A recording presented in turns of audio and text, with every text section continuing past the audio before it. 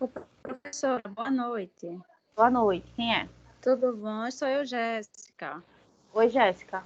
Olha, eu fiz agora, mandei para o seu e-mail que estava no plano de aula para um Yahoo. Pronto, mas aí eu criei o e-mail específico da disciplina, porque como meu e-mail pessoal eu recebo muita coisa, aí podia passar perdido. Então, já tem um tempinho que a gente está usando o e-mail da disciplina, que é esse que eu falei para você. Aí repassa para, só faz isso, repassa para ele, tá? Ah, então ok, tá bom. Tá certo? Aí sem problema Ok, nenhum, aí eu obrigada. considero também, tá? E aí, gente, dando continuidade a essa atividade que eu pedi para vocês fazerem, tá? Que era sobre a LDB, sobre os níveis e modalidades, tá? De ensino. Eu já repassei para a Joana, ela já repassou para alguns de vocês, e eu vou passar aqui também. São 5 questões, tá? 4 de múltipla escolha e uma para vocês responderem. São 19h10 exatamente, tá? A gente vai até 19h40. Eu vou dar esse tempinho para vocês responderem essas questões até as 19h40. E aí a gente corrige as questões que vocês, né, vão estar respondendo e a gente volta aqui para discutir a temática de hoje, que é sobre os profissionais de educação. Todo mundo entendeu? Ficou claro o que eu pedi para vocês fazerem? Professora, boa noite. Boa. Eu entrei agora há pouco. Essa atividade é para a gente enviar pelo e-mail, é? Vocês podem, como ela é de múltipla escolha e tem uma questão aberta, vocês podem responder pelo e-mail, né? Não precisa nem anexar no Word, no próprio e-mail vocês colocam as alternativas que vocês acham que é as certas e a resposta que só tem uma questão que é aberta, tá? Aí vocês podem colocar no e-mail e a gente também vai discutir aqui no chat, como a gente fez semana passada, tá ok? Ok. Pronto, eu vou já. Vocês já estão aqui, tanto aqui no chat, eu já compartilhei as questões com vocês e também pedi para a Joana compartilhar em outras, em grupo, em e-mail de turma, tá? Então vocês têm até as 19h40 para responder a questão. E eu vou ficar por aqui. Qualquer dúvida que vocês tenham, né, me perguntem. 19h40 a gente corrige, tá joia?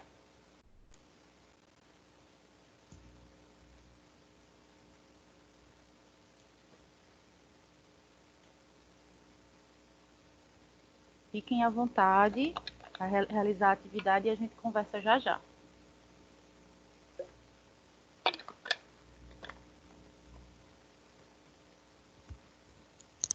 Professora Cátia, eu entrei agora na sala de aula. Para responder as questões que eu entrei Oi, aqui Kátia? agora. Essas Kátia? questões que eu abri agora é para responder e enviar para a senhora? Isso, exatamente, foi isso que eu acabei de dizer. Vocês vão respondê-las, porque foram questões que eu selecionei 5, né, das várias que vocês me enviaram. As 5 eu selecionei e vocês vão respondê-las para mim, tá bom? Vou só aqui pegar algo e volto. Pode responder aqui mesmo, enviar, ou precisa abrir o Word? Não, você pode responder aqui mesmo. Mas espere, não responda agora não, porque senão você pode estar dando respostas para as colegas. Você pode responder aí manualmente e depois, na hora que a gente for fazer a correção, aí você coloca, tá bom? Tá. Pronto.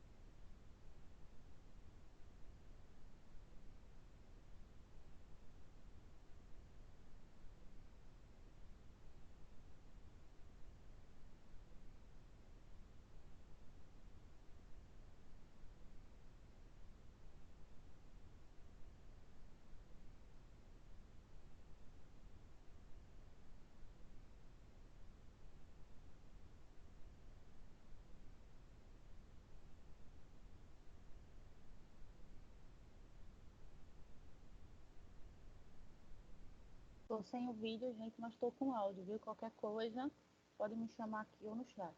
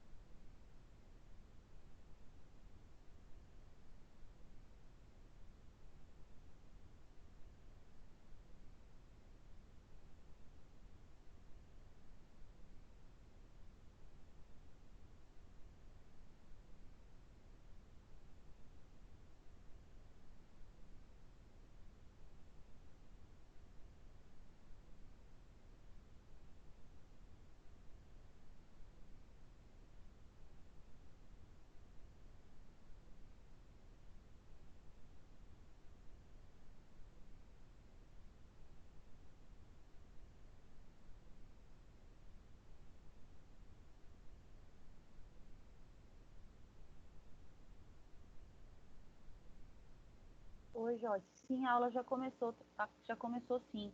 É porque eu passei uma atividade, tá? Tá aqui no chat. E Joana também, eu já pedi para ela compartilhar com vocês. Eu selecionei 5 questões daquelas que vocês me enviaram.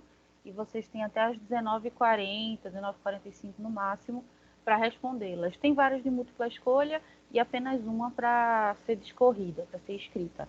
Mas também vocês respondem super rápido ela, tá?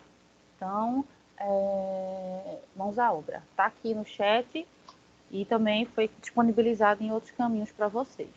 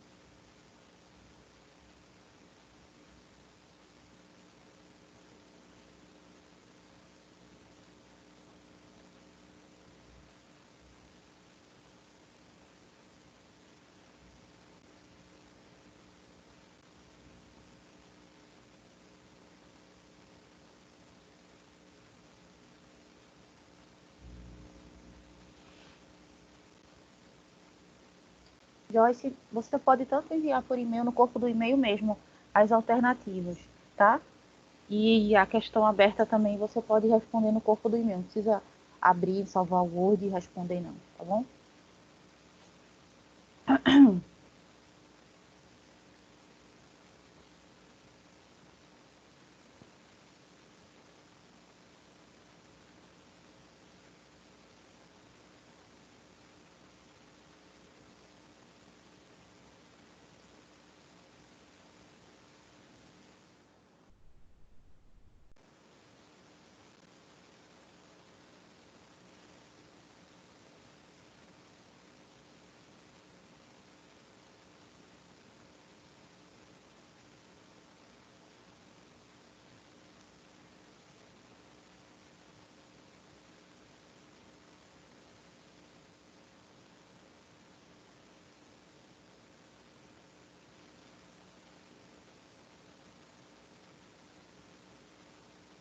Não tem problema não, né, Lidiane? Você pode fazer tanto no Word quanto no corpo do e-mail. Só sugerir fazer no corpo do e-mail para poupar tempo. E às vezes tem umas pessoas que não têm, por exemplo, estão no celular e não tem como abrir o Word no celular. Aí pode fazer no e-mail mesmo, viu? Aí no seu caso você pode anexar o arquivo que você fez.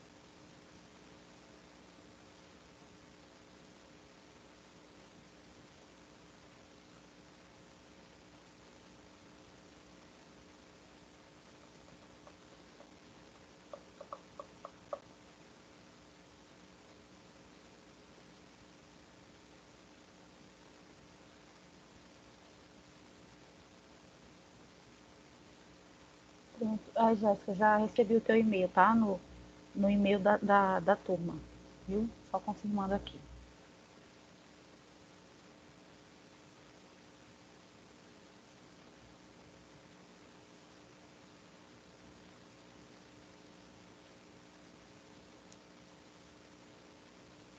Sim, Jorge, você tinha me perguntado mais cedo se eu tinha recebido as suas questões. Logo no início da aula, eu fiz uma chamadinha dos e-mails que eu tinha recebido e o seu estava entre eles, viu?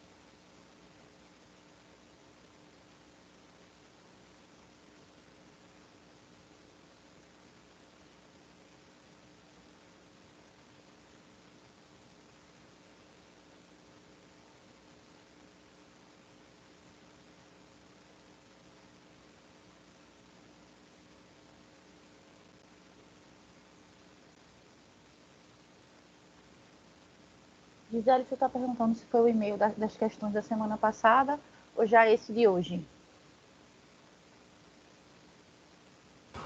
E hoje, professora? Deixa eu ver aqui agora.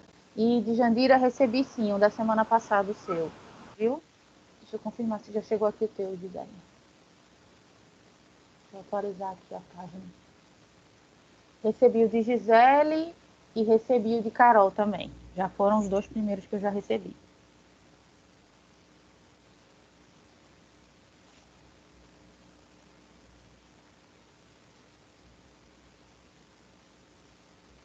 O que eu pedi para compartilhar com vocês, eu expliquei aqui no início da aula, Gisele. Eu passei, selecionei 5 questões das que vocês me enviaram e para vocês responderem.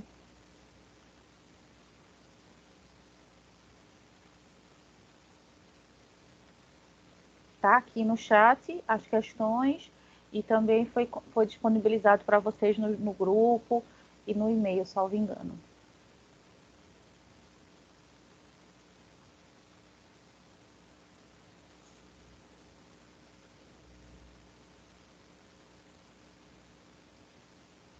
Vou anexar aqui mais uma vez para quem porventura chegou depois. E aí a gente tem 10 minutinhos, né, para responder e me devolver, tá? E aí a gente corrige coletivamente aqui.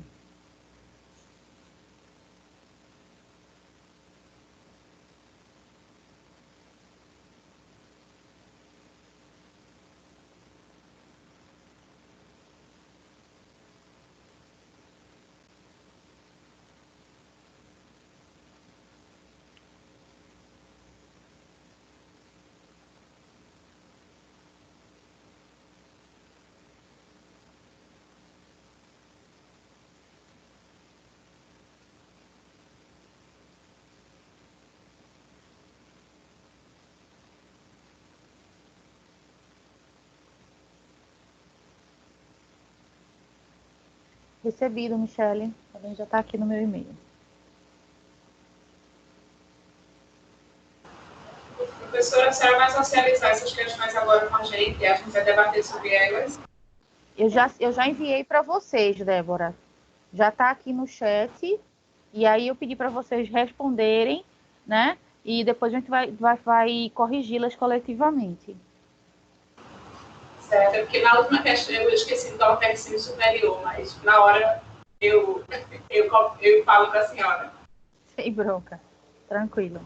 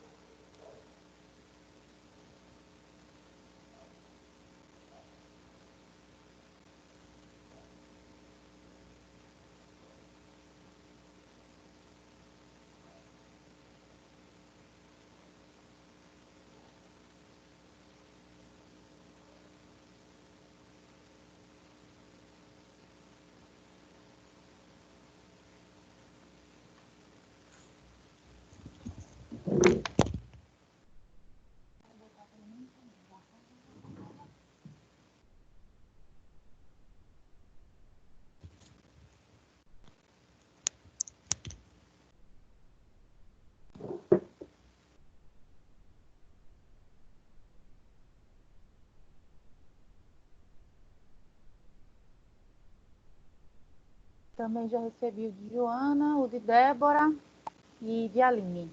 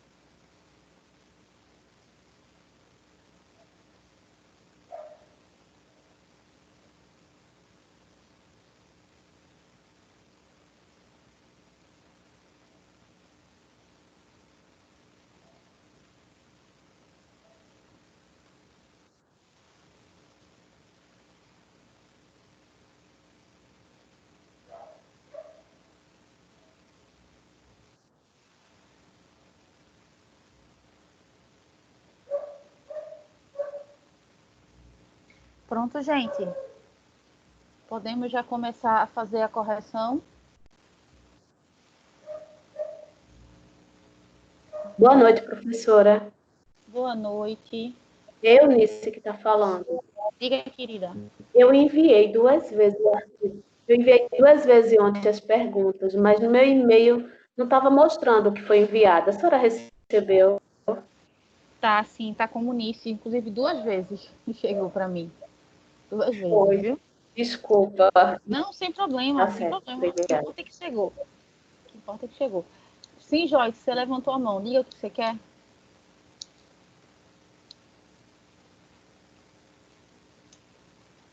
Joyce?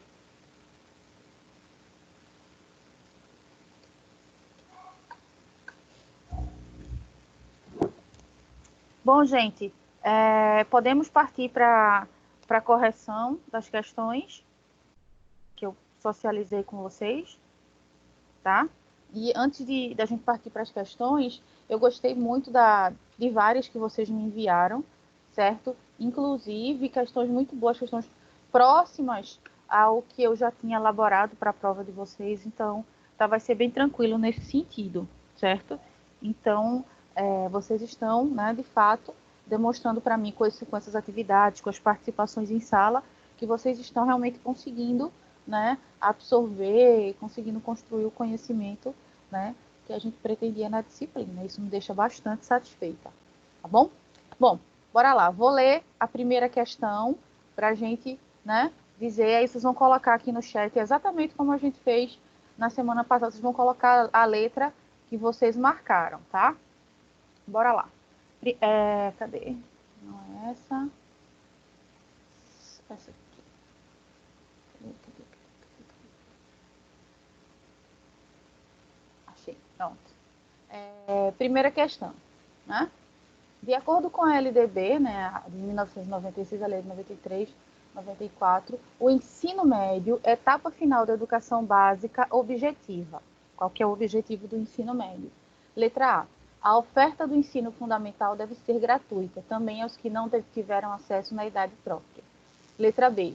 O estímulo à criação cultural. Letra C. A consolidação e aprofundamento dos objetivos adquiridos no ensino fundamental. E letra D. O desenvolvimento da ciência e tecnologias. Então, gente, qual que é a resposta certa da primeira questão? O que vocês marcaram aí? Podem digitar aí no chat. Joyce já respondeu, Gisele também, Eunice, Bia, Vitor, Débora, Jéssica, Luana, e todo mundo, né, a meu ver, colocando a alternativa corretíssima, certo? A resposta certa da primeira questão, isso mesmo, letra C. Ótimo, gente. Tá? Mostra que vocês estão, né, atentos e atentas. A resposta certa é justamente essa, né? O objetivo do ensino médio é exatamente, né?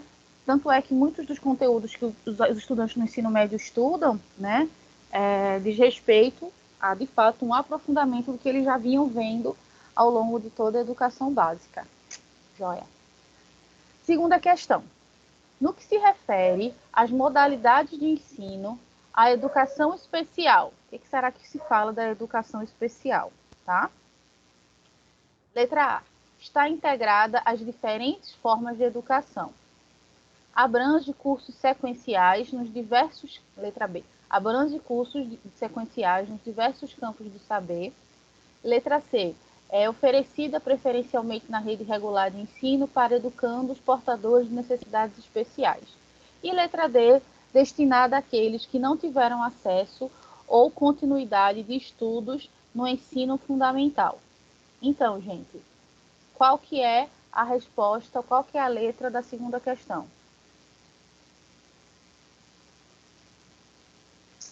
Respondam aí para mim qual que é a letra da segunda questão.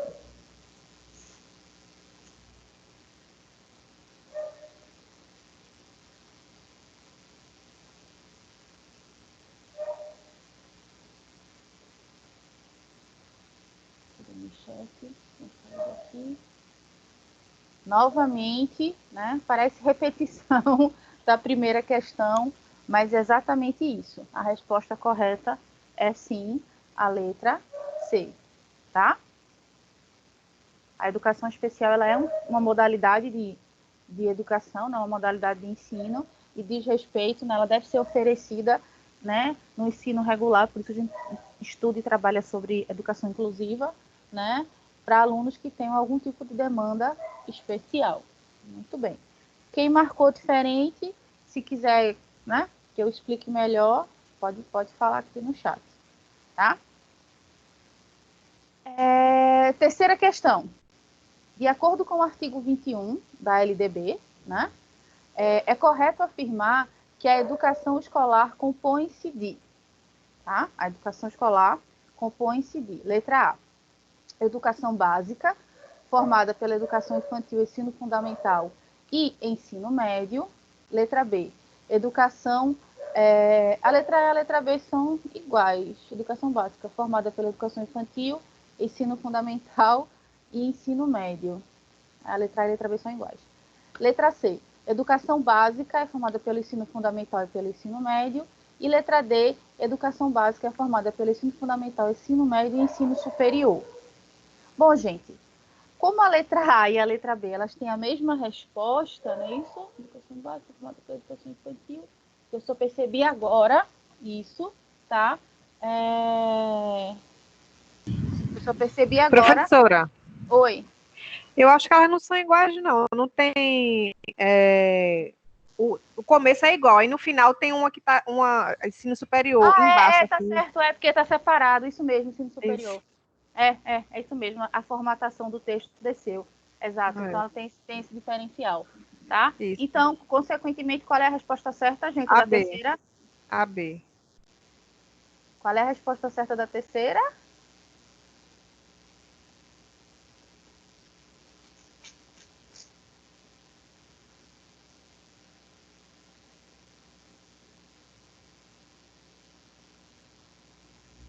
Pois é, eu acho que talvez muita gente não tenha compreendido, né? Mas, assim, na minha leitura, tá, dessa questão... Oi? Eu fiquei numa dúvida na A e na B, porque acho que Exatamente. são parecidas as perguntas, né? Aí, na dúvida, a Você gente marcou vai para... qual? Acredito que eu marquei aqui no meu caderno a A. Pois é, gente. E, de fato, porque ele está pedindo aqui a educação escolar. Então, a educação escolar, ensino superior, não faz parte da educação escolar, tá? Então, a educação básica, que é a educação escolar, justamente é formada pela educação infantil, pelo ensino fundamental, que se divide em Fundamental 1 e Fundamental 2, e pelo o ensino médio, ok, gente? Então, a educação superior não tem a ver com educação básica, tá? Então, façam aí a correção de vocês, mas a resposta correta é a letra A, tá? Da terceira questão. Letra A. Ok? Compreenderam qual foi, talvez, a confusão que vocês tenham feito, né? Porque vocês pensaram o sistema educativo como um todo, né? Desde a educação infantil até o ensino superior. Mas a questão pede educação escolar, ou seja, educação básica. E ensino superior não faz parte da educação básica. Talvez só por um detalhe, perderia uma questão no concurso público. Infelizmente, tem essas casquinhas de banana nas questões de concurso. Então, realmente, a gente tem que estar bem atentos a esses detalhes, tá?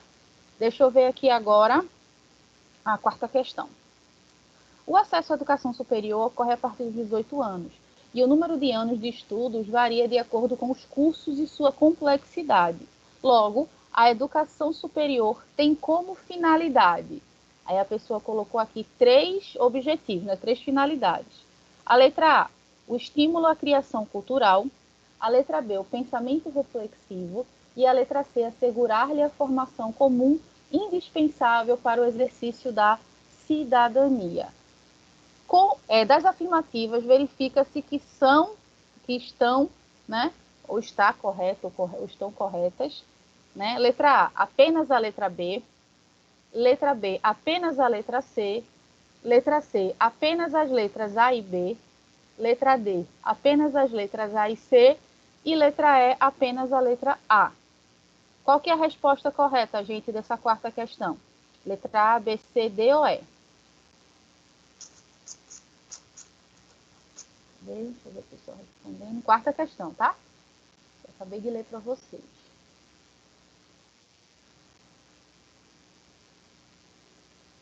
Tá tendo aqui, pessoal, todo mundo indo na letra C. Letra A, letra C. Letra A, letra C, letra A, letra C. A resposta correta, tá, dessa questão, então vamos analisar as finalidades. O ensino superior tem como finalidade o estímulo à criação cultural? Óbvio, claro que tem, tá? Não é à toa que, né, trabalha-se muito com pesquisa, com extensão, com produção, tá? Letra B, o ensino superior tem como função pensamento reflexivo? Com certeza, tá? É lá onde você vai buscar, né, a reflexão, a crítica e, claro, também a própria perspectiva de ciência. E letra C, assegurar a formação comum indispensável para o exercício da cidadania. Não que o ensino superior não tenha, tá, essa função, mas é estritamente, quando a gente pensa em formação cidadã, a gente está pensando em educação básica, tá? Então, na minha leitura, as alternativas que dizem respeito ao ensino superior é as letras A e B. Consequentemente, a alternativa que traz as letras que estão corretas é a alternativa C. Quem marcou C aí? Certo? Quem marcou C? Calma, Jéssica. Já botou, já deu uma tapinha na cara. Calma. Certo? É justo, tem muito de interpretação, gente, as questões, tá? Vai muito da interpretação mesmo, tá certo? Uma pergunta sobre a questão anterior. Diga, Nelidiane. Pode falar aqui se você tiver com o microfone funcionando, que é melhor.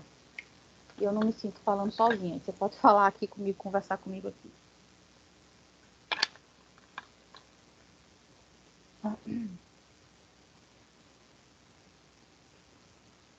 Sim, cadê? O que é que você queria, Nelidiane? Você vai escrever? Ou você vai falar?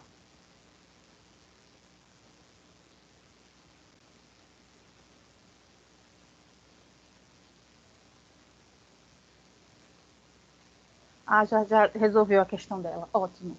Tá, gente? Compreenderam por que é a letra C a resposta da quarta questão?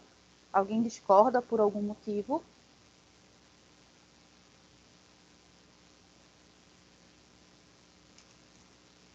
Caso não, partimos para a última questão, que foi uma questão aberta, tá?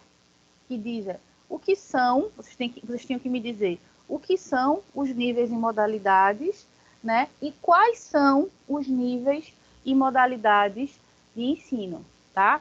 Então, quais são os níveis de ensino, gente? Quem quiser falar aqui no chat, abrir o microfone para falar, pode falar.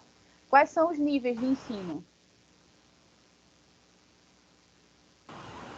Educação básica e educação superior. A básica é a educação infantil, ensino fundamental e médio, e a superior é a graduação e pós-graduação. Ainda foi a subdivisão da subdivisão. Foi além do que eu tinha pedido, mas ótimo, né? Sim, os níveis, que justamente são os patamares que são divididas a educação brasileira, e nesse caso entre a educação superior, são dois, que é a educação básica, e essa é garantida por lei, tá? Essa é o governo está na Constituição, o governo deve oferecer gratuitamente à sua população, tá? E o ensino superior, certo? E ainda tem a subdivisão, né, que foi tão bem explicada. Ótimo. E as modalidades de ensino? Quais são as modalidades de ensino, gente?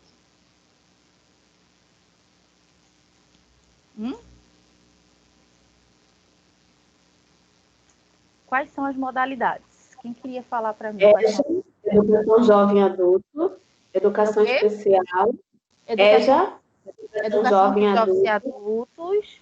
educação profissional, educação especial, Isso. falta uma, né? Ai, meu Deus, esqueci. Profissional e EJA, educação especial. É porque você pode estar confundindo com a educação normal, né? Que é o ensino, né? De nível básico e de nível superior, que é da educação normal. Para além com modalidade. Não, porque ele é a nível de ensino médio, né? Okay. Técnico, entendeu? Então ele está mais para nível do que como modalidade. Certo, entendeu? Obrigada. Todo mundo mais ou menos colocou isso, gente? Sim. Gente? Alguém colocou alguma Sim. coisa?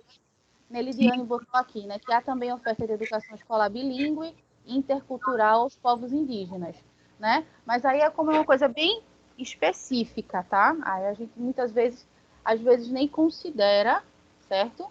Qual que é a resposta, que seria um nível, tá?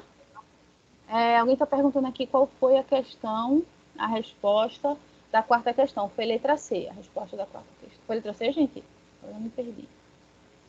A resposta da quarta questão, sim, foi letra C. Tá? Bom, gente, então, assim, como eu falei, foi a título, né, de fazer uma verificação com vocês acerca da compreensão da temática, tá? Espero que tenha ficado claro. Gisele, tu levantou a mão. Tu já falou ou tu ainda quer falar mais alguma coisa? Não, professora, é que na questão dizia assim, o que são, né? E como são organizadas.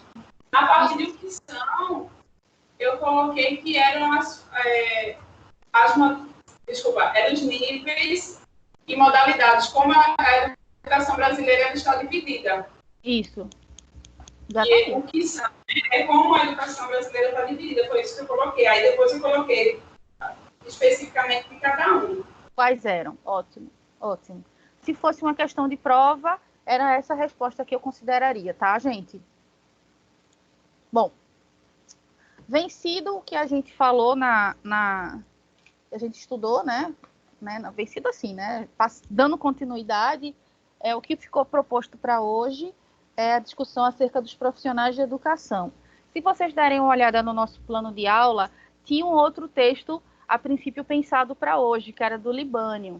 Só que, por N questões, e a nossa prova já está aqui, sem contar com hoje, né? A gente tem mais 3 aulas antes da prova, aí eu reorganizei, né, essas discussões finais de modo que contemple o conteúdo. Tá? E como a discussão que Libânio ia trazer no texto que a gente tinha pensado para hoje, né? A gente já vem fazendo essa discussão, mas de uma forma mais espaçada, por exemplo, discutiu níveis no capítulo, discutiu a questão das instâncias em outro capítulo, né? Instância federal, União, Estado, município, também a gente já discutiu isso.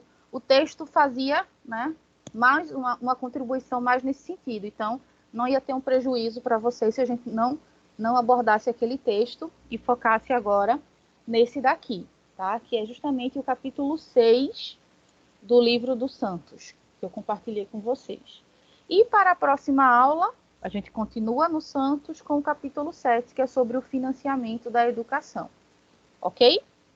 Esse capítulo de hoje fala sobre os profissionais de educação, mas a questão da formação dos profissionais de educação no que diz respeito à legislação da educação. Então, o que está na LDB? O que a LDB fala sobre nós, profissionais de educação?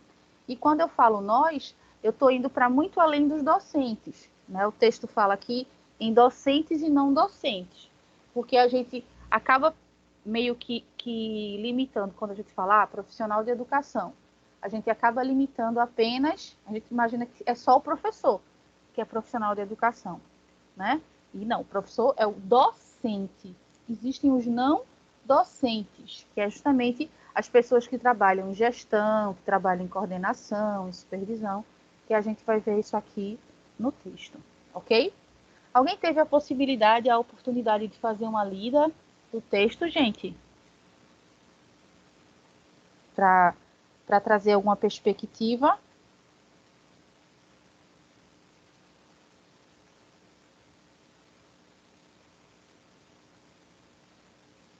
Eu acho que não, hein?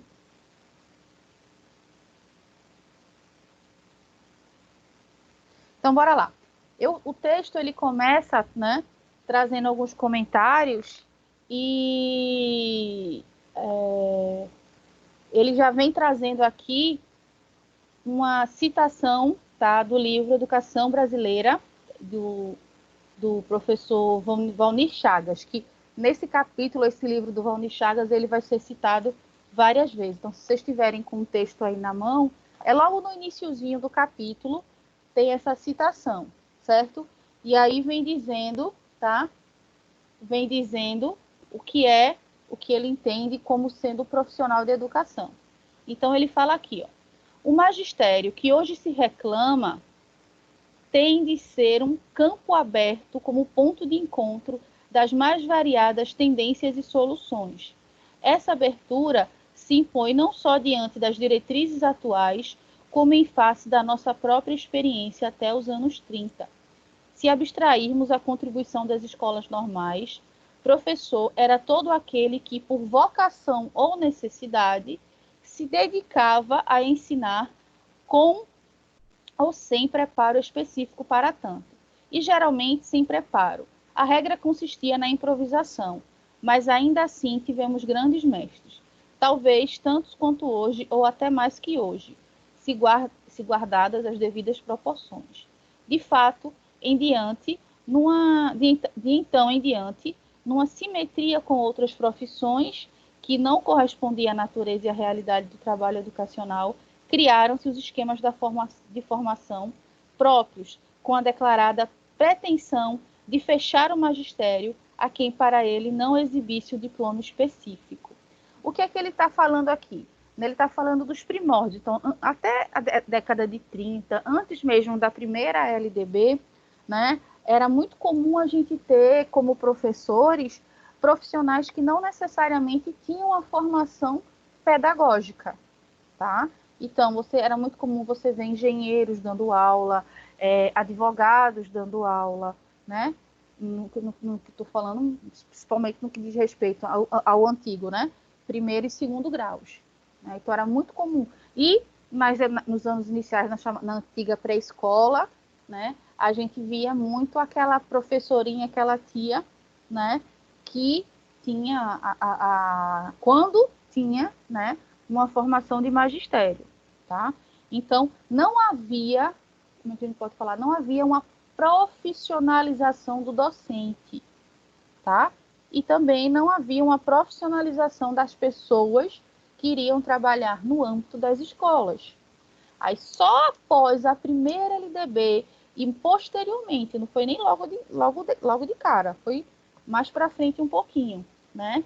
Que é justamente no adendo, né, no que foi acrescido na LDB de 61, que foi com a mudança em 68, que começaram, a página, eu estava lendo a página 83, Janira, o primeiro parágrafo da página 83. Tá?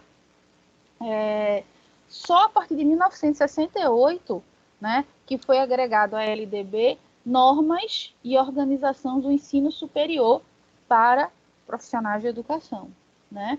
Visando, né, os profissionais de segundo grau e especialistas. Então, a galera que dava aula para primeiro grau e pré-escola ainda não tinha, de fato, uma preocupação com a formação desses professores.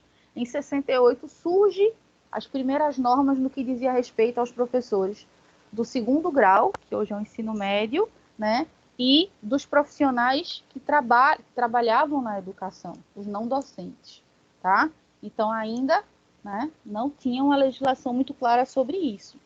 Em 1971, é que a gente vem ter uma nova, são adicionados, né, novos parágrafos, novos artigos à LDB, tá? E aí a gente vem trazendo diretrizes e bases, aí já vem falando do primeiro grau também. Primeiro e segundo graus. E o que é que vem falando, tá? Diz que para o magistério, certo? Ou seja, a nível de ensino médio, quando você vai fazer aquele, né? Que antigamente a gente chamava de normal médio. Não sei se alguém aqui foi da geração de fazer curso de magistério. Tem alguém aqui que chegou a fazer, gente, o curso de magistério, aqui na turma de vocês? Alguém fez magistério, gente, na turma de vocês?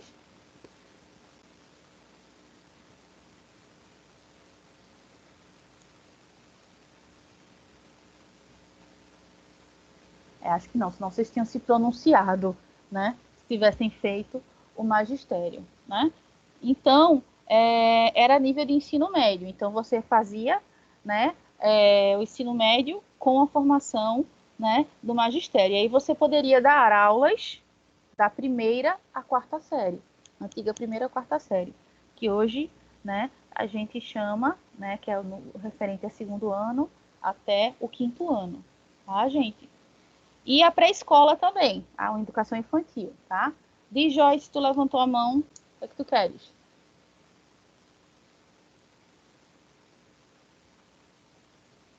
Diz, levantou a mão, baixou a mão.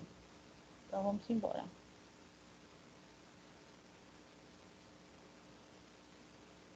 Ah, sim, Joyce está levantando a mão para dizer que fez magistério, né? E eu acho que agora você, não sei se você já consegue fazer algum tipo de comparação, né? Já em 3 períodos já de graduação em relação à formação que você teve, tá?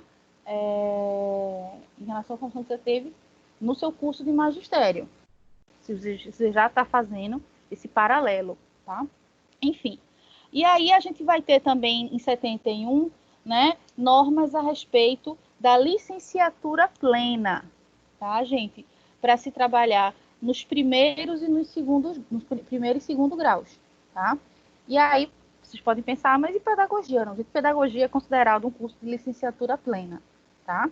E aí tanto os cursos de pedagogia quanto os cursos, né, do segundo grau, primeiro e segundo graus, né, que diz respeito à formação das ciências humanas, ciências exatas e ciências biológicas, tá? Então, ele já vem falando para a gente que para os profissionais de primeiro e segundo graus, já começa a ser, né, dado diretrizes, dado determinações acerca da importância da formação em cursos de licenciatura plena, seja licenciatura plena em pedagogia, ou seja, licenciatura plena em ciências biológicas, em matemática, em física, em história, em letras, tá? E ele vem falar também... Oi? A senhora podia repetir qual a página, por favor? A página que eu estou fazendo essa análise é a página 83, tá? 83 e 84, tá? Agora eu vou ler para você o trechinho acerca dos especialistas, tá? O que ele chama de especialistas em educação. Tá lá na página 84, no finzinho, que é o parágrafo de número, que eu botei aqui, o parágrafo 7. 1, 2, 3, 4, 5, 6, aqui, ó. Os chamados especialistas, o último parágrafo da página 84, os chamados especialistas da educação para as funções de administrador, que a gente conhece hoje o administrador como sendo gestor, a gestora, tá? Planejador, orientador educacional, inspetor escolar e supervisor escolar eram formados em curso superior de graduação, com duração plena ou curta, ou em cursos de pós-graduação. Então, é quando se começa a ter uma preocupação, ou seja, final da década de 60 e início da década de 70, é quando se começa a ter uma preocupação efetiva com o tipo de formação que os profissionais da educação iam ter, tá? Tem alguém de mão levantada? Alguém quer falar alguma coisa?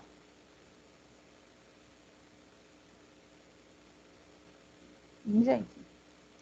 Não, então a gente segue. Tudo isso a gente está falando ainda da primeira LDB, né? Até a década de 70.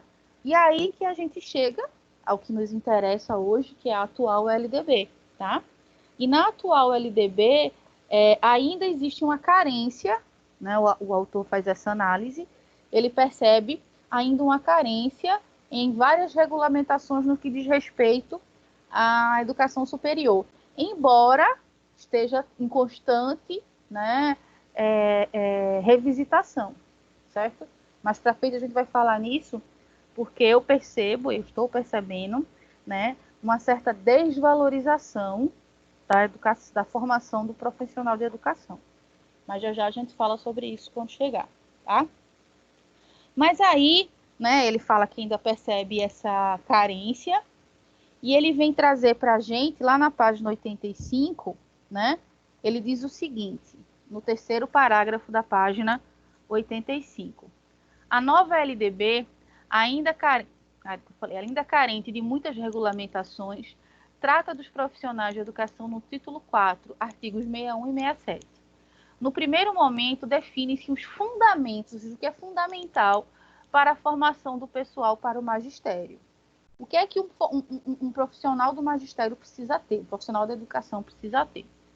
A associação entre teoria e prática, inclusive mediante a capacitação em serviço. Certo, gente?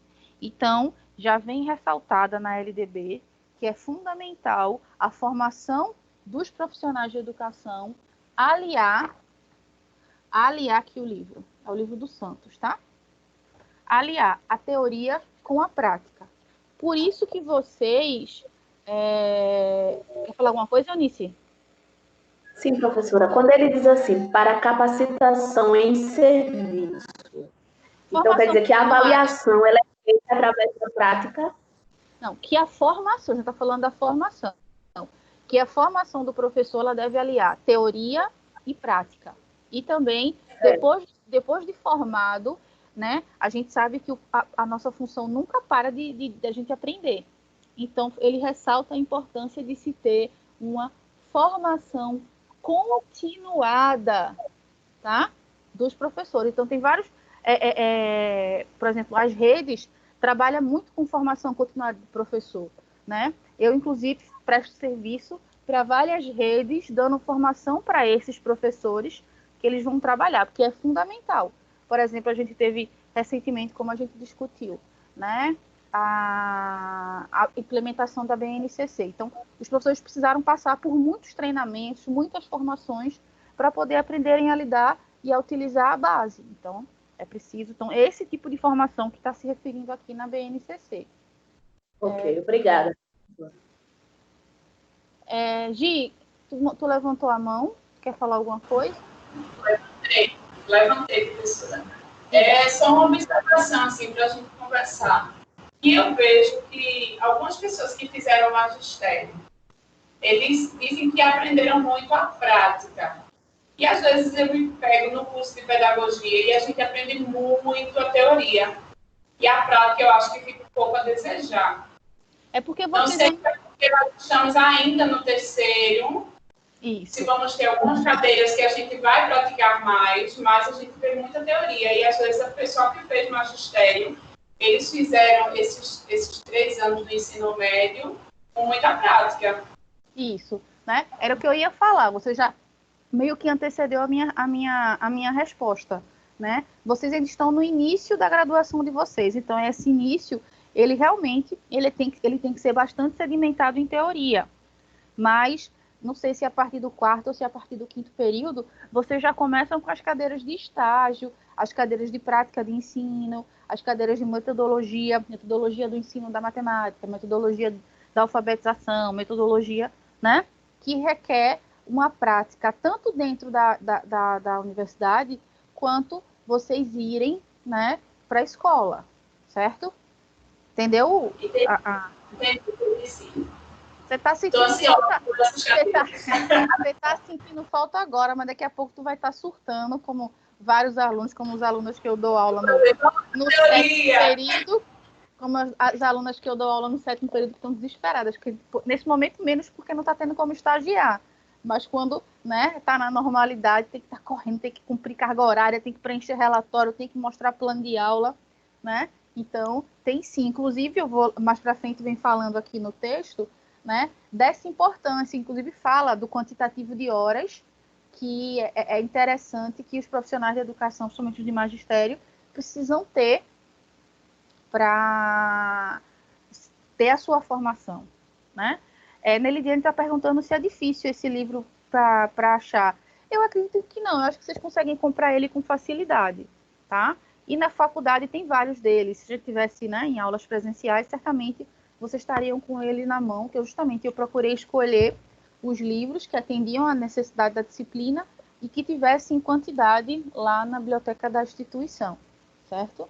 Mas tanto esse quanto o do Libânio são livros, né, que, como eu já falei em outro momento, se vocês em alguma etapa aí da formação de vocês conseguirem, né, adquiri-los, vai ser super positivo para vocês, tá?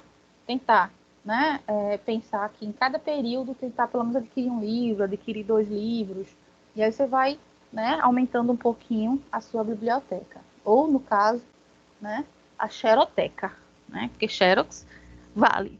Ah, eu também tenho aqui uma xeroteca massa. Né? Tem uma biblioteca, mas também tem uma xeroteca. Oi. Sou eu, Joana. Diga, Jô. Desligasse o microfone. Ou tá ouvindo? Agora tô. Pronto, eu comprei esse livro para ela estar usando a aula de hoje por R$6 na estante virtual. Quanto?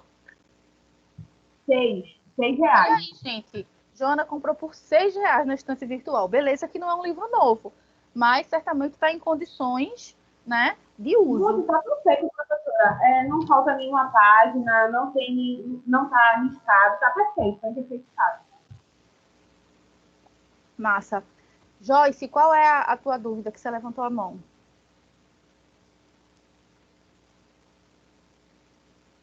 Alguma coisa?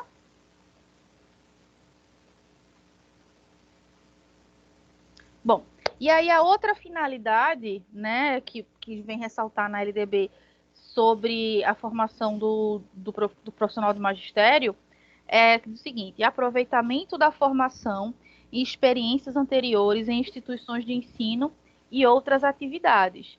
Então, por exemplo, quando a gente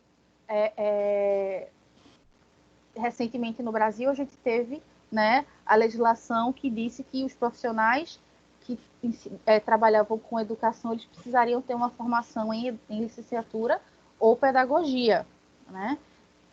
Estabeleceu-se que até o ano de 2007, todos os profissionais que estivessem em sala de aula, eles tinham que ou ter cursado ou estar cursando o curso, né, de pedagogia ou curso de licenciatura. Eu tinha uma cunhada que, com curso de... Isso há uns anos atrás, com o curso de magistério, ela conseguiu abrir uma escola. Mas aí, quando começaram a exigir que teria que ter o curso superior, ela teve que fechar a escola. E era uma escola pequena de bairro, mas que não... só porque ela não pagava alguém para um profissional para assinar pela escola dela. Ela teve que fechar. Porque como ela só tinha... Não exigiam, né? Isso, né? Ela tinha muita experiência, porque ela já tinha trabalhado numa escola particular há muitos anos, e com essa experiência que ela tinha, ela resolveu fazer o magistério e abrir uma escola para ela. E aí colocou profissionais, mas ela não pôde, ela teve que fechar, por conta que começaram a exigir, e nem ela e nem as pessoas que estavam trabalhando com ela tinham curso superior, só tinha o magistério, então ela teve que fechar a escola. Porque agora é lei, né? Para você ter uma escola em funcionamento, você tem que ter um profissional de educação devidamente formado a nível superior, ou um pedagogo, pedagoga, ou um licenciado, seja na área que for, em ciências exatas. Quando foi agora, ela abriu novamente, porque ela fez o curso, mudou a área, mas ela fez o curso, se formou, e agora ela com a filha. Ótimo. Aí agora abriram novamente. Perfeito. Não, temos uma coisa, estou perguntando ali. Então, seguindo, tá? E educação básica? Né? O que a nova LDB ele vem trazendo, falando sobre educação básica? Que diz que é fundamental, tá, a formação em nível superior. Então, agora é lei, tá? Na LDB é lei. A lei de diretrizes e bases da educação. Então, está falando que é obrigatório ter ensino superior. tá, gente? E a educação normal médio, como eu falei para vocês, até o ano de 2007 ainda era aceito. Eu lembro que foi prorrogado isso, tá? Foi prorrogado acho que até 2010, se eu não me engano, né? Que teve um boom e até hoje, né? Acho que é um dos cursos mais populares que a gente tem a nível superior nas instituições, tanto públicas quanto privadas, é o curso de pedagogia, porque sempre tem demanda, né? Para a área de vocês, tá, gente? E aí, falando sobre, né, os demais profissionais, o que é que essa LDB atual, LDB de 1996, fala sobre os demais profissionais? Eu marquei lá na página 86, né? É o quarto parágrafo da página 86. Cadê? 1, 2, 3, 4. Os administradores, professora, mas ainda há curso que se pede mais concurso que... Pois é, mas aí é que tá. Não sei, eu teria que ver esses editais, mas normalmente isso é mais no interior. E quando pede com magistério, não é para o professor assumir sala, é para ele ser auxiliar de sala. Então, você ainda vê hoje, por exemplo, né, escolas, inclusive escolas particulares, né, que trabalham com educação infantil, que necessita ter, né, um apoio, né? Então, esses profissionais, eles podem ter magistério, mas não... O que é mais triste, professora, a gente vê professores qualificadíssimos que só têm um magistério, mais qualificados, às vezes, do que o próprio professor que está ali assumindo, né, a sala. E quando esse professor que é concursado não vai, o professor que só tem magistério pode assumir a aula, né? Assumir a sala de aula, né?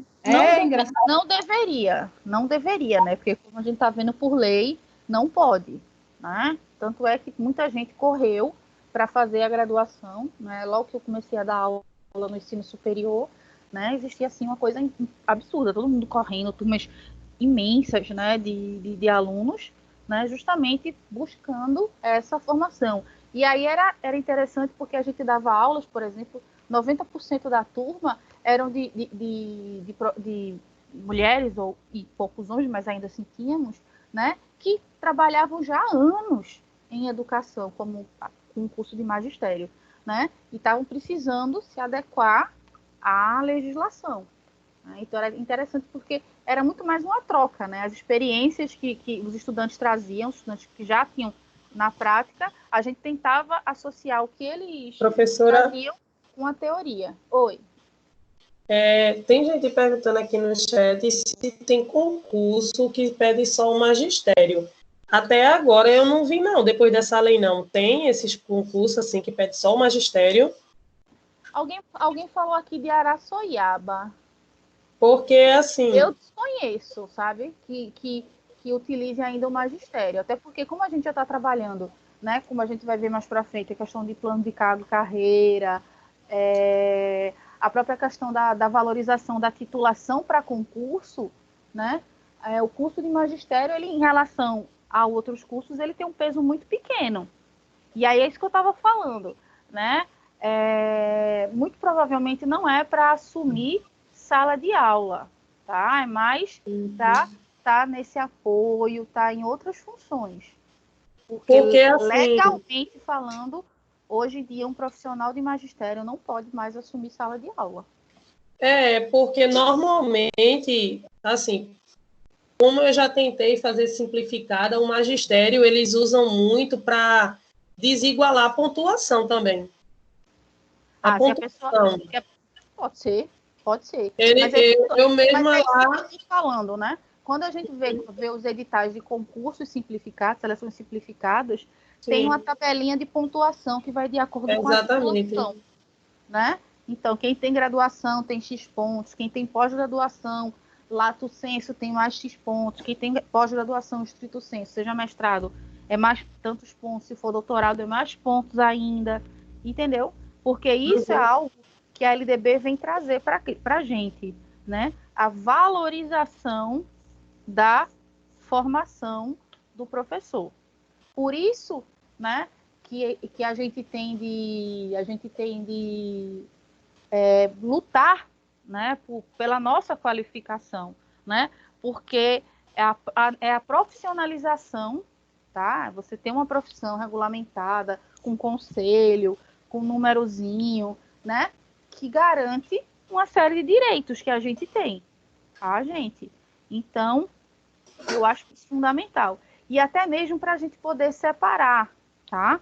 Aquela questão que ainda hoje perdura, né? Aquela ideia de que os professores e professoras de anos iniciais de educação infantil é o tio ou a tia, né? Isso, eu sou uma ferrenha crítica dessa perspectiva. Para mim é professor ou professora, né? Aí essa questão do tio tia, justamente por conta do magistério. O magistério é que trouxe isso, né? Do tio e da tia. Mas não, eles não é para ser tio e tia, eles não têm nenhuma relação de parentesco, né? A educação não é a docência em si, não é sacerdócio, a gente não faz, né? Simplesmente só por amor, a gente faz porque a gente se qualifica para isso. Então, nós somos profissionais, tem um sindicato para isso, entendeu? Então, eu sou uma defensora, né, da profissionalização, né? Então, tem Augusto Cury, tem um autor que fala, né, do educador versus professor, né? Eu acho que nós temos de ser professores educadores, e não apenas educador no sentido do tio ou da tia, mas profissionais que trabalham por conta da sua formação e que querem receber de acordo com essa formação, tá? Sim, aí a gente dando prosseguimento aqui, o que eu ia dizendo, né? Sobre os profissionais, tá? Os demais profissionais de educação, lá no parágrafo 4. Aí diz aqui, ó. Página 86. Os administradores escolares, os planejadores educacionais, os supervisores escolares, os inspetores escolares e os orientadores educacionais continuarão a ser formados em cursos de graduação em pedagogia ou em nível de pós-graduação. Então, mesmo que a pessoa não vá para a sala de aula, mas vai estar envolvido no desenrolar da trama dentro de uma escola, dentro de uma secretaria, dentro de uma rede, ele precisa ter formação, tá, em pedagogia ou formação em outra área, mas uma especialização em educação, tá? Uma pós-graduação em educação, ok? Como eu volto a dizer, essa valorização da nossa profissionalização. E aí essa exigência da prática de estágio, como já eu adiantei na fala, né? A LDB também traz a importância da prática, aliar teoria e prática. Então, ele vem falando aqui das 300 horas de estágio, né? 300 horas mínimas de estágio. Eu não sei exatamente no curso de vocês quantas horas são, eu sei que são bastante, né? Eu acho que vocês pagam 4 estágios, né?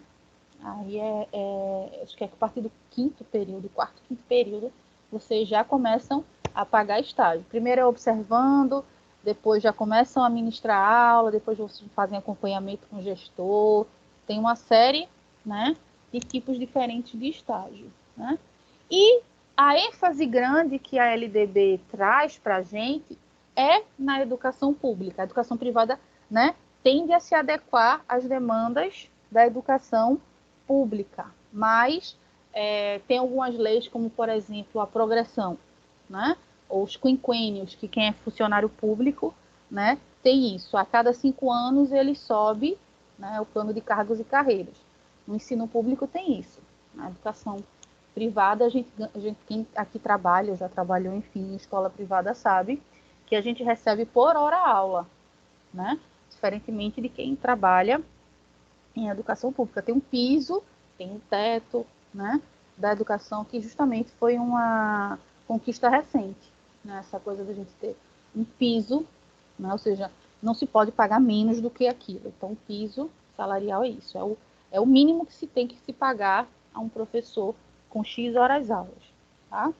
E aí, sobre esse magistério público, ainda na página 86, lá no finalzinho, tá? Vem falando sobre os requisitos para se trabalhar ou para se pleitear o magistério no ensino público. Aí, isso que a gente estava falando aqui, estava falando dos concursos, aí vem lá, vocês vão até a letra F. Então, letra A, ingresso exclusivamente por concurso de provas e títulos, né? Ou seja, para você ser professor de uma rede pública, você tem que fazer prova, né? Professor efetivo, você tem que fazer prova escrita e também, para saber sua colocação, os seus títulos, tá? Aperfeiçoamento profissional continuado, inclusive com licenciamento periódico, né, remunerado para esse fim. Então, é contemplado a formação que vocês fazem e, por exemplo, se vocês têm, dependendo da rede que vocês porventura vão trabalhar, tem lá a quantidade de horas de formação que o professor pode ter, né? E ele não fica sem receber aquele salário, não é remunerado, ele está fazendo formação. Ele não está em sala de aula, mas ele está em formação, então ele recebe por aquilo. Por isso que muitas vezes, quando o professor vai para a formação, né, ele precisa levar um comprovante, tá? Porque infelizmente a gente ainda vê os professores com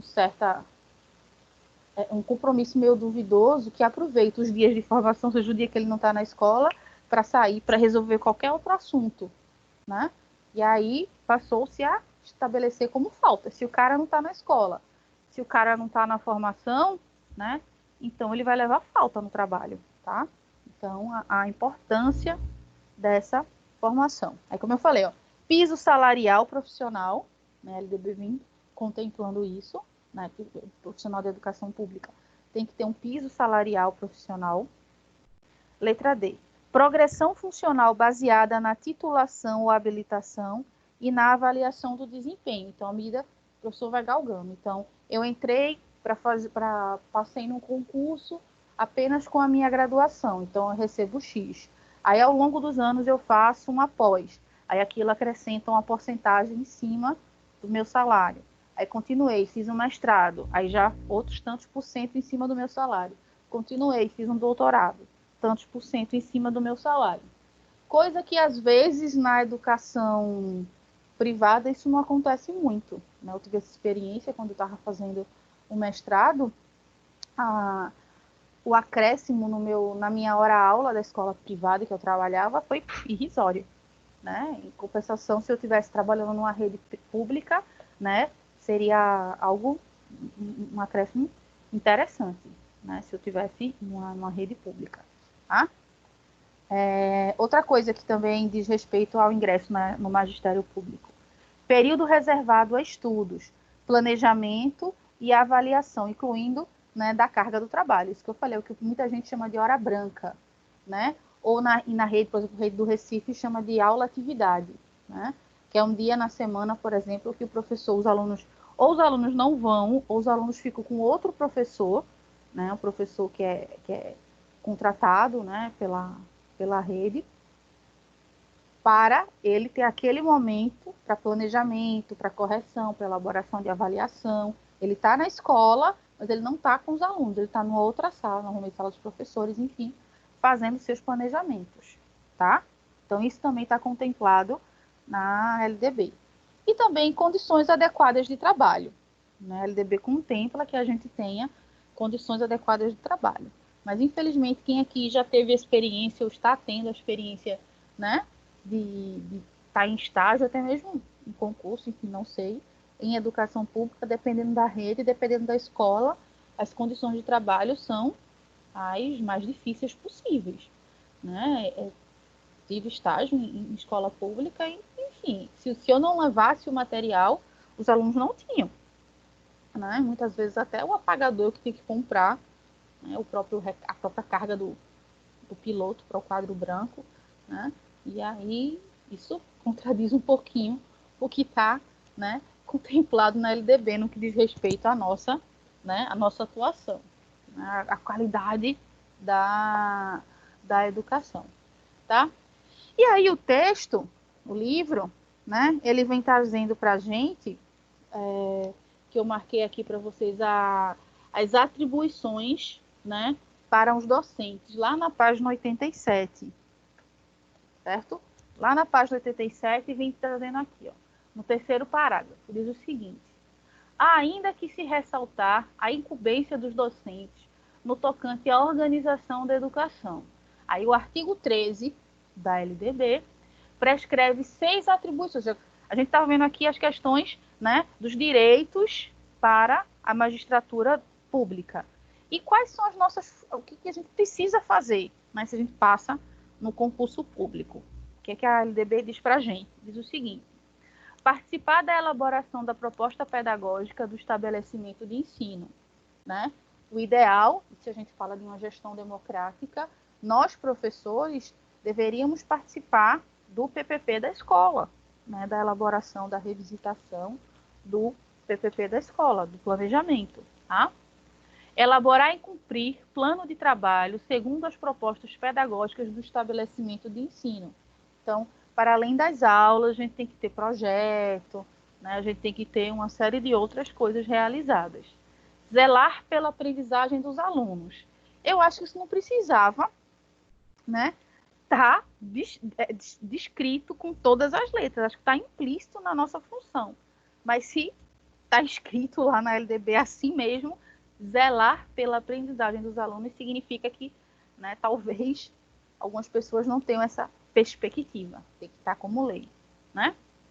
Estabelecer estratégias de recuperação para os alunos de menor rendimento, né? Então, é onde a gente sofre bastante, né? Enquanto professores, também professores da educação dos anos iniciais, né? Somente agora com a questão da retenção, né? Que nem todas as séries retêm as crianças, né? Salvo engano, é o 3º e o 5º ano que retém, né? E aí, como é que a gente vai tentar equiparar, atingir o máximo possível de estudantes, né? Que a gente sabe que dentro de uma sala de aula tem uma diversidade, né, imensa. Tem alunos que têm mais facilidade em se desenvolver um pouco mais rápido, outros são um pouco mais lentos, outros têm questões, né, de aprendizagem, enfim, né? É uma pluralidade dentro da sala de aula. Então, está contemplado também na LDB, falando que o professor ele tem que estar preocupado também com esses alunos que têm menor rendimento, tá? Não é só ir passando de bolo.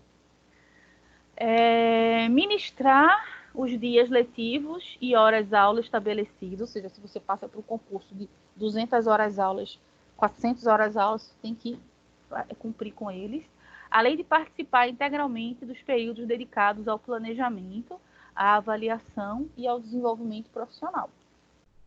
E colaborar com as atividades de articulação da escola com as famílias e a comunidade, tá? Então, tem que estar também inserido nesse sentido, certo, gente? E para finalizar o que a gente tinha para discutir hoje, o professor Valmir Chagas, que eu falei, né, que o Santos cita muito esse Valmir Chagas nesse capítulo, né, é o último parágrafo da página 87.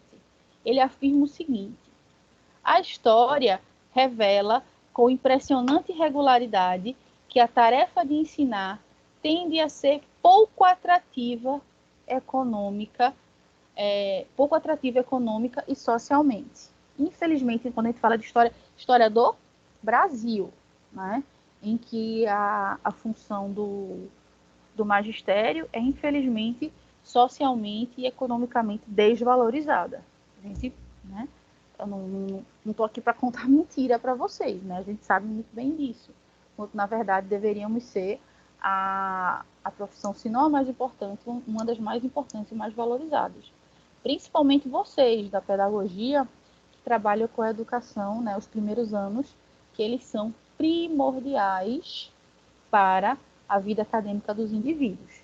Eu sempre digo isso. Se na educação tivesse que ser valorizado, os profissionais da pedagogia deveriam ser muito mais valorizados, por exemplo, do que nós, né, dos anos finais, do ensino médio, justamente por isso. Porque se vocês não fazem um trabalho, né, de qualidade, um trabalho realmente de base, de suporte, né, para a gente fica muito mais complicado. Até porque a nossa formação, em termos pedagógicos, ela é um pouco mais limitada do que a formação de vocês.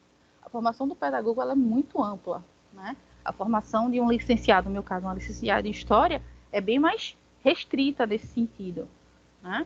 Então, por exemplo, a própria questão do letramento. né? Já dei aula em alunos do 6º ano, eu não sei, não faço nem ideia de como se alfabetiza alguém, né? Então chega alunos para a gente com dificuldade terrível de leitura e de escrita mais ainda. Então, o que é que eu posso fazer em relação a essa criança? O próprio professor de letras, né? O professor de letras, ele também não tem, né, na graduação dele, nada que diga respeito à alfabetização, né? Então, como é que a gente vai fazer nesse trabalho? Então, por isso que eu falo que os profissionais mais importantes da educação é quem trabalha com as crianças de educação infantil e dos anos iniciais, certo?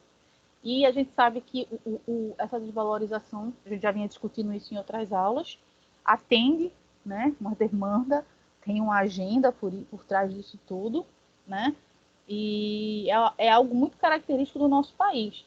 Porque, por exemplo, se você escuta, pesquisa, se informa sobre a realidade dos profissionais de educação em outros países, principalmente países europeus, é bem diferente, né? Tem até aquele ditado, né, que no Japão, né, todo mundo já deve conhecer esse ditado. No Japão, né, todas as profissões se curvam diante do imperador, né? A única profissão que é o imperador que se curva diante é o professor, né? O rei que se curva diante do professor, porque eles têm essa visão, né, da função social do professor.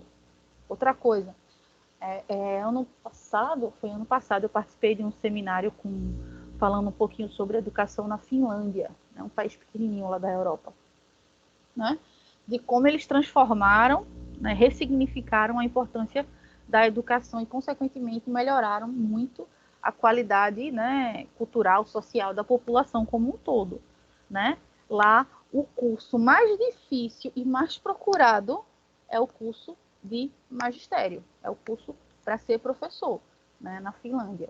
E não necessariamente é por uma questão financeira. Eles não ganham, o professor na Finlândia não ganha tão mais do que um médico, ganha mais ou menos naquele mesmo patamar, né? Mas é justamente por conta da função, né, do sentido, da importância que aquela sociedade dá, né, aos seus professores.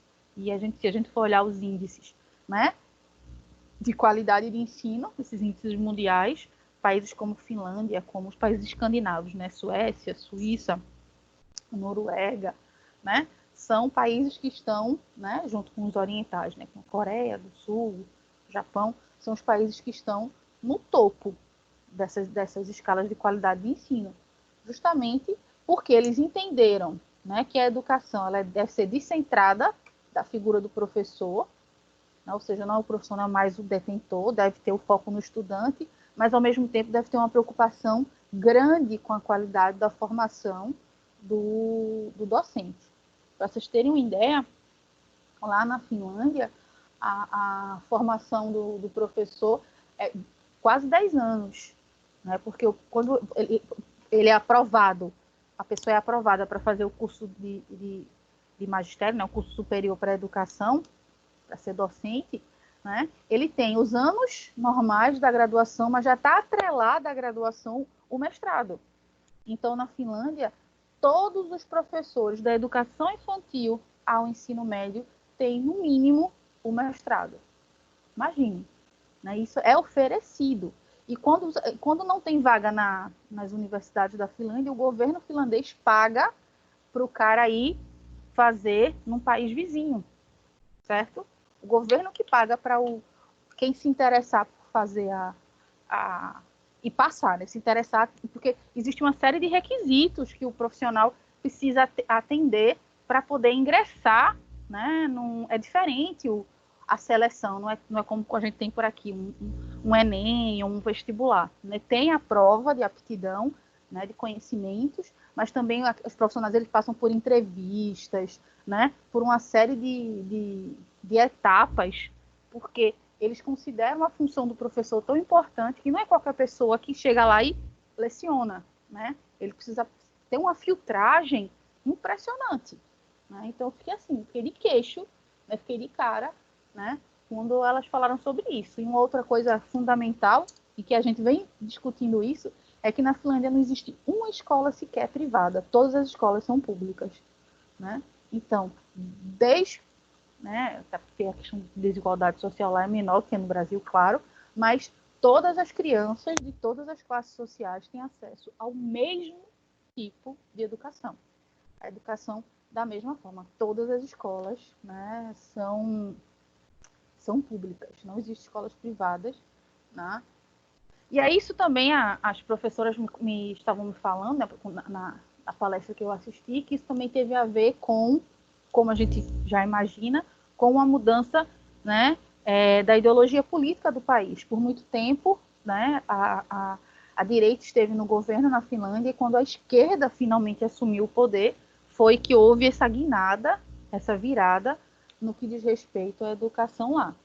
Né? Foi quando acabaram com todas as escolas privadas e só tivemos escolas públicas. Tá, gente? Bom, era basicamente isso que eu tinha para trazer para vocês. O texto ele é curtinho, tá? E aí, na próxima aula, a gente vai discutir o capítulo 7 do livro, que traz recursos financeiros para a educação. As verbas, é um capítulo mais técnicozinho, mas é importante, inclusive é cobrado que a gente saiba da onde vem, né, as nossas verbas para a educação. Tá? Ô, professora, só me tira uma dúvida. Diga. No plano de aula, eu achei que hoje a gente ia dar elementos para uma análise crítico-compreensiva. Já passou Isso. texto? Não, eu expliquei no início da aula que, como a gente está com poucas aulas para a prova, aí eu fiz uma reorganização. Esse texto, a gente já contemplou, ele traz um pouco da história da educação, ele traz um pouco da divisão do nosso sistema organizacional, como, por exemplo, os níveis, né? A questão as instâncias, perdão.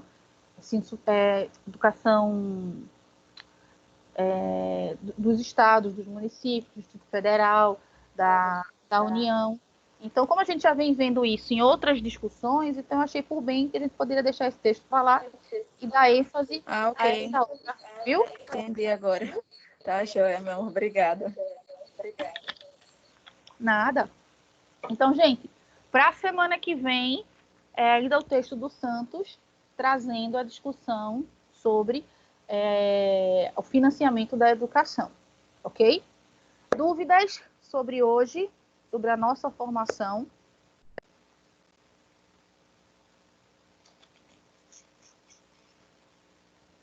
Formação de nós profissionais de educação, né?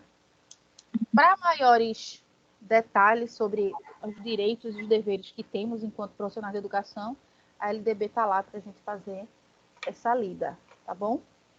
Então, eu espero, tá, que tenha sido claro para vocês, certo? Semana que vem a gente se encontra no mesmo bate-canal, na mesma bate-hora, reforçando. Quem quiser ainda enviar as atividades, estou recebendo até, né, às 23 horas e 59 minutos de hoje. Tá bom? Essa atividade que a senhora passou, eu posso enviar porque não dá para responder aqui. Essa de hoje? Sim, agora não, né? Precisa não. Se você quiser, pode sim. Pode enviar, porque é isso que eu estou falando. Essa nossa... É porque eu já respondi, mas quando eu enviasse, vamos fazer a correção, aí eu parei. Mande, sabe por quê? Porque nessa segunda unidade, a princípio, a gente só tem a nota da prova. Mas aí nada impede, por exemplo, de que se você estiver precisando de uma coisinha, eu vejo lá. Mas Kátia participou das aulas, entregou o que foi pedido, então a gente... Porque quando eu enviar, aí a senhora disse assim, vamos corrigir, aí eu fui corrigir, parei. Pode enviar sim, viu? Bom, gente, se vocês não tiverem, né, mais nenhuma dúvida, então eu vou desejando boa noite para todas e todos. Continuem se cuidando e cuidando dos seus, tá? E a gente se vê na semana que vem, ok? Um cheiro para todo mundo. Peço que vocês vão saindo da sala para, como de praxe, eu salvar e compartilhar o link com vocês, tá bom? Cheiro, gente. Boa noite para todos. Boa noite a todos.